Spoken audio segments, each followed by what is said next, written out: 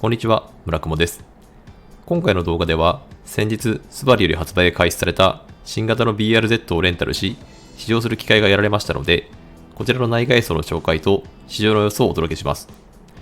BRZ の兄弟車である新型86の内外装紹介も過去動画でお届けしておりますので、そちらも合わせてご覧いただけるとありがたいです。それではご覧ください。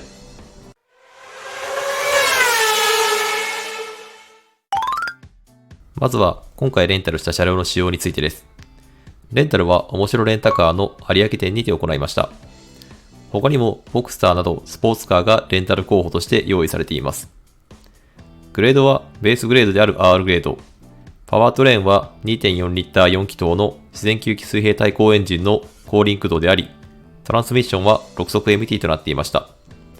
外反色はスバルおなじみの WR ブルーパール。BRZ にはその他合計で7色が外反色として設定されています。今ご覧いただいているのが S グレードに装備されているが R グレードには装備されていないものの一覧となっています。中身を見ていただいたらお分かりになる通り S グレードはシートヒーターや本革のシートなど快適装備が充実はしていますが、タイヤサイズ以外に走行性能に関わるような装備の差はなく、今後充実してくるであろう社外品などでカスタマイズして楽しまれるユーザーの方にとっては R グレードを選択いただいても全く問題ないように思いました。このあたりがスポーツカーの入門の側面もある BRZ らしい部分かなというふうに感じました。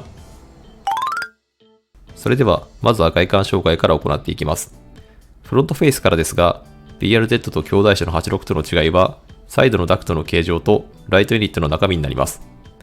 サイドのダクトの形状はBRZ の方が大きめの樹脂パーツが埋め込まれているのに対して、86は比較的シンプルな造形となっています。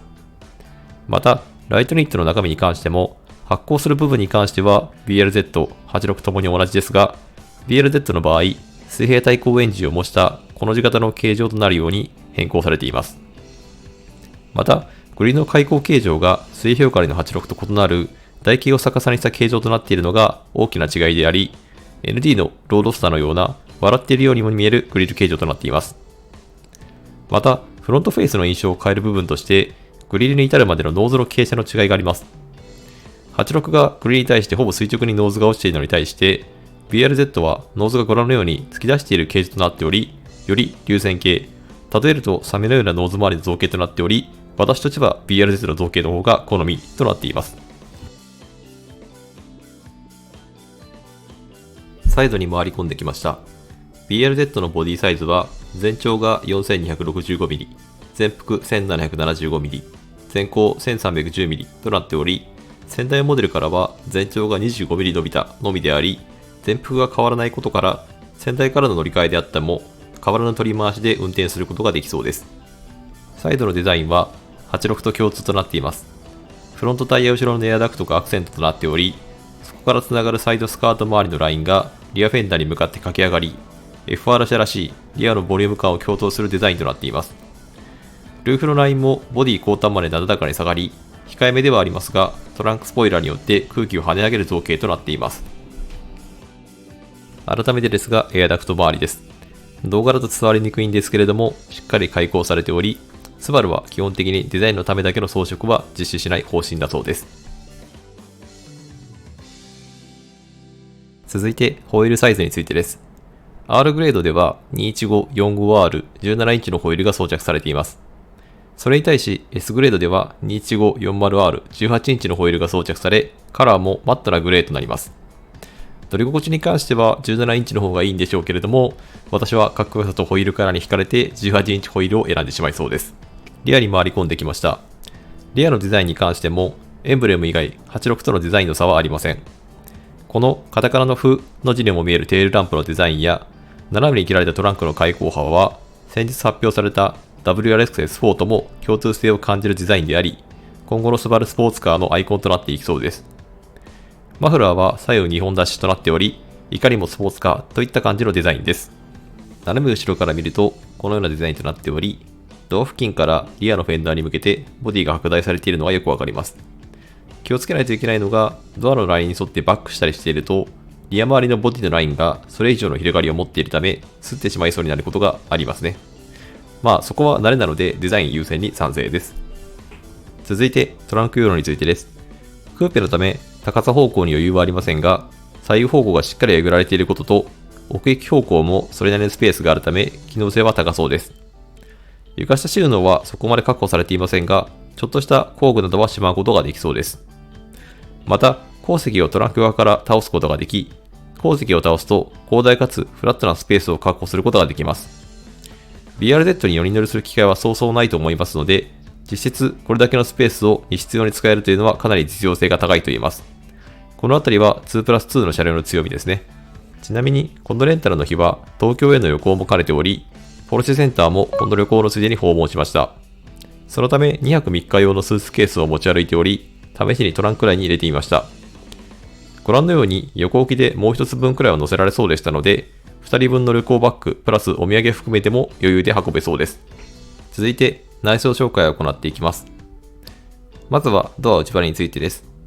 手で触れるような部分はソフトパッドもしくはファブリックの素材が使われており、さらに赤色のステッチが二重に入っているなど、スポーツカーらしい雰囲気となっていました。また、ペットボトルも収納可能なスペースが設けられていたりと、実用性も十分に感じました。こちらのスカーフプレートに関しては、R グレードに関しては樹脂のままであり少し寂しいですが、S グレードではステンレスのものが装着されます。乗り込みまして、ステアリング周りについてです。左側のスイッチでオーディオの操作、右側のスイッチでメディア表示の切り替えなどが可能となっております。そして右下のレバーで MT 車では一定車速をキープするクルーズコントロール、AT 車では先行車に追従する形で車速をコントロールするアイサイトの機能が備わります。続いてメーター周りです。まずはオープニングムービーをご覧ください。水平対向エンジンのピストンを模した動きとともにメーターが立ち上がるのが素晴らしいですね。ここは86と異なる部分となっています。先代からモデルチェンジするにあたり、メーター内が全面液晶となったことで、情報表示量や視認性もアップした印象です。何より真ん中にタコメーターを配したデザインがスープラとも共通性を感じられ、かっこいいですね。続いて内部周りについてです。このレンタカーには社外品のナビが取り付けられていたので、純正品の使い勝手に関しては、今回の使用では確かめることができませんでした。ただ、エアコンユニットの下に配置されていることで、視界の妨げにならず、運転に集中できるよう配慮されている印象です。その差には、エアコン関連のダイヤルやデフォッカーなどの機能、エンジンスタートボタンなどが大きめの物理ボタンとして配されており、試乗を行っていた際も手元に目線を外さずに操作することができたので、やはりエアコンボタンなどはナビ画面外に独立して配置しておいてほしいですね。その後ろには MT 用のシフトノブがあります。軽い感じでスコスコ入ってくれて、MT の運転が数ヶ月ぶりではありましたが、苦戦せずに乗りこなせることができました。そして、その横にはパーキングブレーキ用のレバーがあり、最近は電動だったり、足踏み式がほとんどの中、手で引いたりするのがいかにも MT 車に乗ってますという気分にしてくれます。その後ろにはトラクションコントロールのオンオフスイッチなどが配置されており、その後ろに謎のくぼみがあります。このくぼみは最後まで何なのかよくわからなかったですね。アームレストは開閉式となっており、その中にペットボトルホルダーが2つと USB のポートが2つあります。ペットボトルのホルダーがなるべく後ろ側に配置されているので、飲み物を多少取りづらく感じてしまうかもしれませんが、シフト操作の邪魔となると本末転倒だと思いますので、そちらに配慮された結果だと思います。グローブボックス内の容量はこのようになっており、車検証にプラスしてティッシュボックス程度ならなんとか入りそうな容量が確保されていました。シートの素材に関しては R グレードはファブリック、S グレードに関しては画像のようなスエールと本革のコンビシーツになります。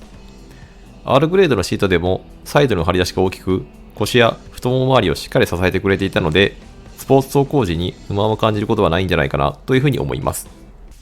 改めて内装の前景です。ダッシュボード周りが運転に集中できるように水平基調を意識してデザインされており、前方視界は非常に良好です。また、死角になりがちな左後ろの視界も C ピラー付近に窓があったり、ドアミラーも A ピラーから離されていることで視界が少なかったりと、普通の車に比べると視界は狭めですが、初めて乗る車でも緊張せず乗れたのは、この辺りの配慮が行き届いていたからだと思います。それでは試乗開始していきます。今回の試乗の時間としては約2時間ほど、街乗りと高速道路走行をすることができましたので、それぞれの状況に合わせてレビューしていきたいと思います。まず街乗りについてです。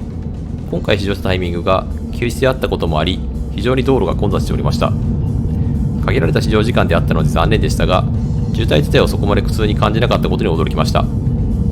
その理由として先代からの排気量アップによる低回転時のトルクアップが考えられます。渋滞におけるストップ&ゴーの繰り返しは MT 車にとっては苦痛ですが、 BRZ の場合、低回転時から先行車に追従するに至る十分なトルクを発揮してくれていたため、エンジンの回転数をそこまで上げる必要もなく、余裕を持って発進シフトアップにつなげることができました。乗り心地に関しては、ホイールサイズの際に説明した通り、17インチのホイールを履いていることでタイヤのエアボリュームが大きいためか、スポーツカーの中では路面からの突き上げもそこまで大きくなく、同乗者がいたとしても特に不満な印象を抱かれることはないかと思います。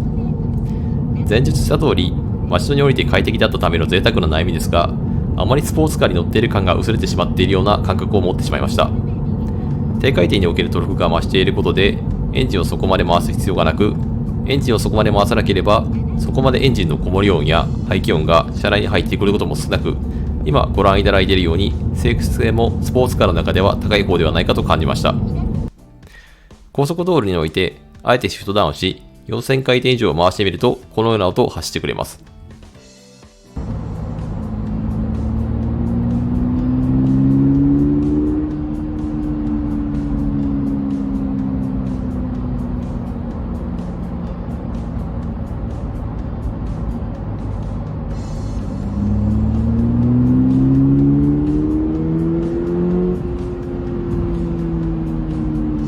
このように4000回転以上回すか回さないかで運転している際のスポーツカーらしさが明確に異なっています。これに関しては賛否両論ありそうなんですけれども、私的には街乗りにおいてスポーツカーに乗っているんだというある種の緊張感を持って運転したいと思っているタイプなので、もう少しスポーツ寄りに特性を振ってほしかったところです。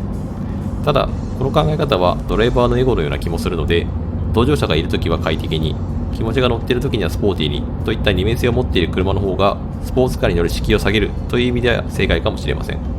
高速道路での乗り心地、直進安定性についてです。